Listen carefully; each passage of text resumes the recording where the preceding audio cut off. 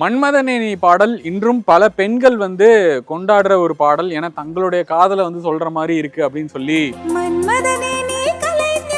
சினேகன் அவர்கள் எழுதின இந்த பாடலை வந்து எல்லாரும் ரசிச்சு விரும்பி கேட்டுட்டு இருக்காங்க.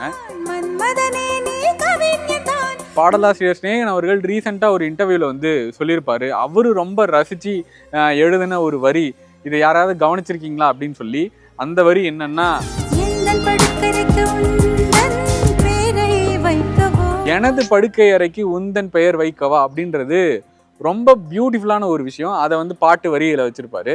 எனது படுக்கறைக்கு உனது பெயர் வைக்கவான்னு சொல்லி பாடுவோம். எவ்வளவு ஒரு ஆண் வந்து ஒரு பெண்ணுக்கு ஸ்பெஷல் அப்படின்னா, மற்ற எல்லா இடங்களுக்குமே வந்து ஒரு மற்றவங்களெல்லாம் அலோவ் பண்ணிடலாம். ஆனா அவளுடைய படுக்கை அறைக்கு வந்து அலோவ் பண்றது தான் காதலிக்கிற ஒருவனை தான். அந்த படுக்கை அறைக்கு ஒரு பெயர் வைக்கணும் அப்படின்றப்ப உன்னோட பெயர் வைக்கவா அப்படின்றது வந்து it was so romantic and so beautiful.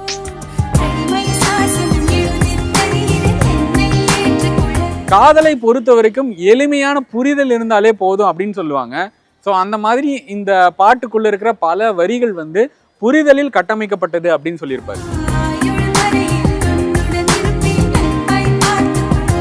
இந்த வரிகளை எழுதுனதுக்காகவே சினேகன் அவர்களுக்கு பல காதல் கடிதங்கள் அவருக்கு வந்துகிட்டே இருந்துச்சான் அந்த பீரியட்ல. ஸோ இப்பவுமே இந்த பாட்டை கேட்டுக்கிட்டு இருக்க பலருக்கு பல வரிகள் நெருக்கமா இருக்கலாம். உங்களுக்கு இந்த பாட்டுல ரொம்ப பிடிச்ச வரி எதுவோ அதை வந்து கமெண்ட்ல சொல்லுங்க.